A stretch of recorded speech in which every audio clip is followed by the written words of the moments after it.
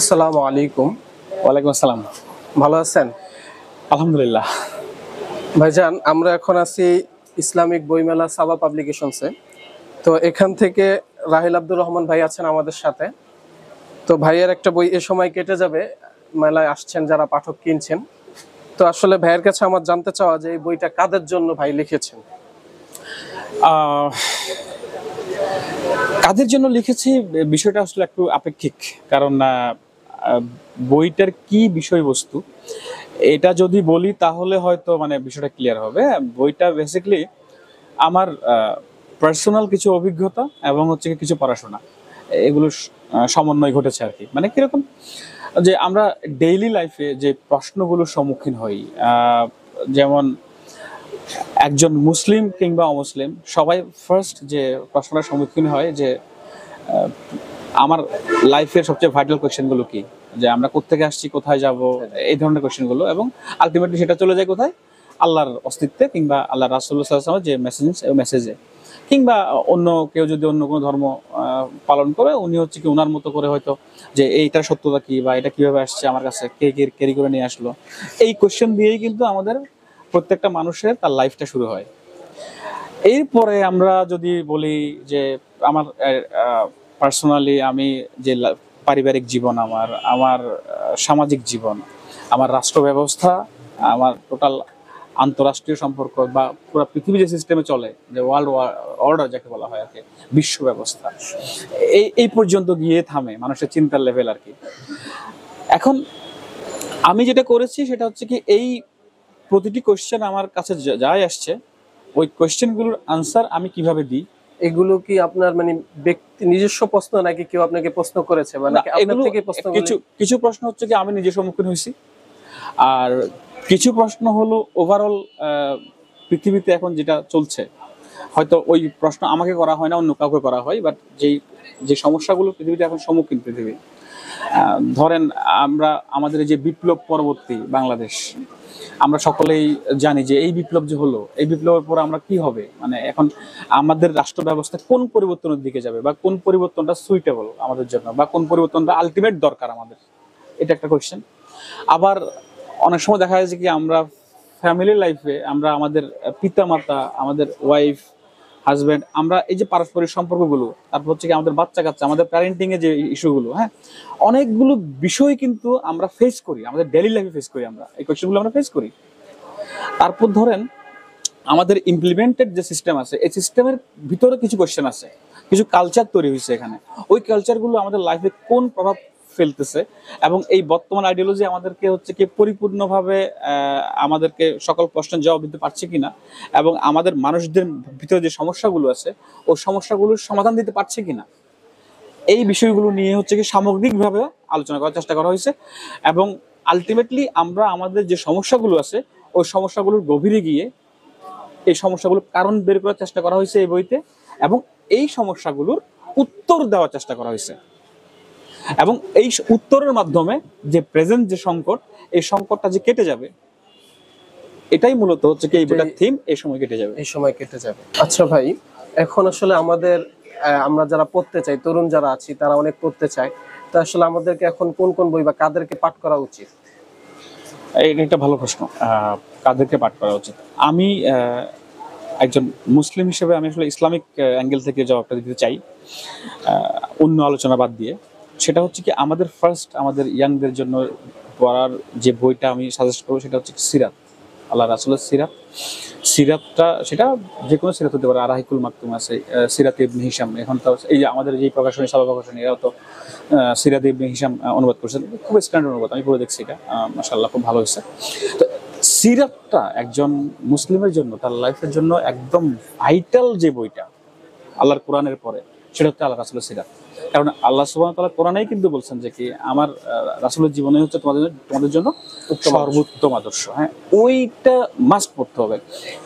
আল্লাহ রাসূলের লাইফ পড়ার পরে আপনার যে জিনিসটা হবে সেটা হচ্ছে কি আপনি বুঝে ফেলবেন যে একেবারে জিরো থেকে একটা সোসাইটিকে কিভাবে চেঞ্জ করে ফেলা যায়, কিভাবে দাওয়া করে, কিভাবে সংগ্রামের মাধ্যমে, দাওয়ার মাধ্যমে, পলিটিক্যাল স্ট্রাগলের মাধ্যমে কিভাবে হচ্ছে একটা ব্যবস্থা পরিবর্তন হয়ে একটা রাষ্ট্রে পুরা পৃথিবীকে চ্যালেঞ্জ করে, পুরা ওয়ার্ল্ড অর্ডারকে চ্যালেঞ্জ করে একটা রাষ্ট্রে যখন একটা ভিন্ন আইডিওলজি প্রতিষ্ঠা করা যায়, দ্যাট ইজ ইসলাম।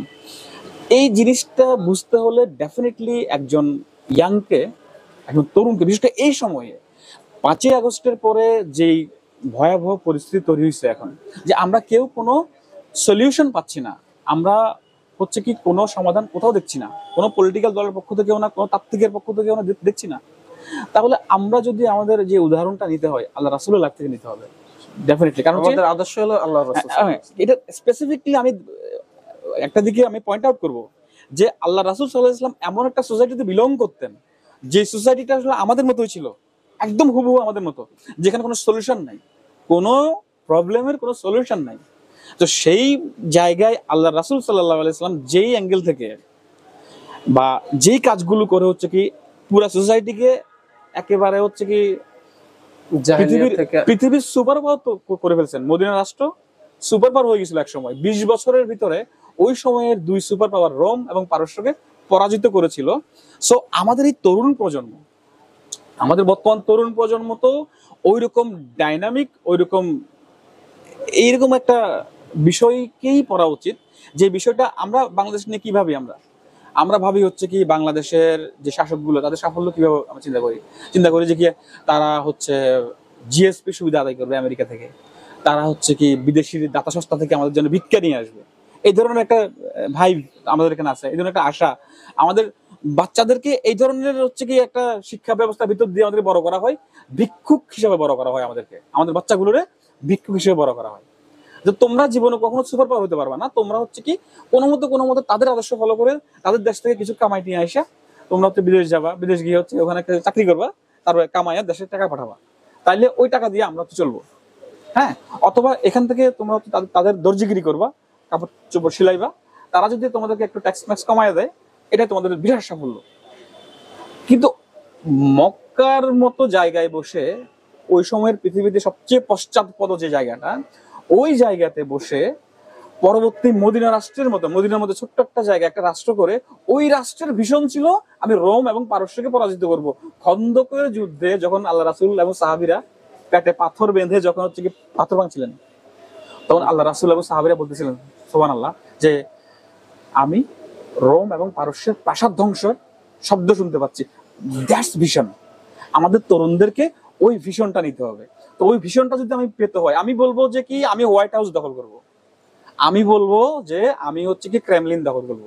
আমার ভিশন হবে যে এই সমস্ত রাষ্ট্রের, পৃথিবীর সমস্ত পরাশক্তিকে আমার পায়ের কাছে আইনা আমি হচ্ছে কি তাকে এমন একটা ব্যবস্থা উপহার দিব, যে ব্যবস্থা হচ্ছে পৃথিবীর সমস্ত জায়গাতে শান্তি প্রতিষ্ঠা করবে এবং হচ্ছে সবার সমস্ত সমস্যার সমাধান দিবে।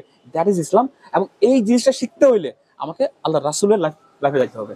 সো আমি তরুণ প্রজন্মকে বলবো, আমার এই বইটাতে আমি কিছু জিনিস আমি অন্তর্ভুক্ত করছি, আমি কিছু জিনিস নিয়ে আসছি এখানে, কিন্তু এটা যথেষ্ট না।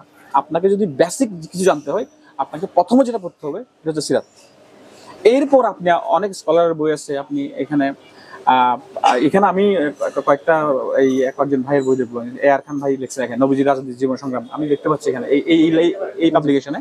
হ্যাঁ, আপনি চাইলে এখানে নিতে পারেন, ঠিক আছে। তারপর হচ্ছে এই যে গণতন্ত্র গণরাজ্য ইসলাম একটা বই আছে এখানে, মাওলানা মামুনুর রশিদ লিখছেন এটা। তো এই যে মানে গণতন্ত্র যে একটা কনসেপ্ট, যে একটা আইডিওলজি, একটা ইসলাম ভিন্ন একটা আইডিওলজি, এবং এটা কিভাবে কাজ করে বা ইসলাম কিভাবে কাজ করে, ইসলামের যে কনসেপ্ট গুলো, এখানে একটা বই আছে ডেঞ্জারাস কনসেপ্ট। এটা হচ্ছে বিভিন্ন কনসেপ্ট গুলো নিয়ে আলোচনা করা হয়েছে এবং এগুলোর ফলাসি গুলো বর্ণনা করা হয়েছে, এগুলো বই। বা এর বাইরে যদি আমি বলি, তাহলে আপনারা এখানে আমি অনেকগুলো পাবলিকেশন আছে যারা হচ্ছে কি খিলাফতে ওসমানিয়া বা খিলাফতে উমাইয়া আব্বাসি বা আমাদের খিলাফতে রাশিদা, এগুলো নিয়ে হচ্ছে ভাস্ট ইতিহাস লেখা আছে। এই বইগুলো তরুণদের প্রথমে পড়া উচিত, তাহলে আস্থা ফিরে পাবে আমাদের ভিতরে।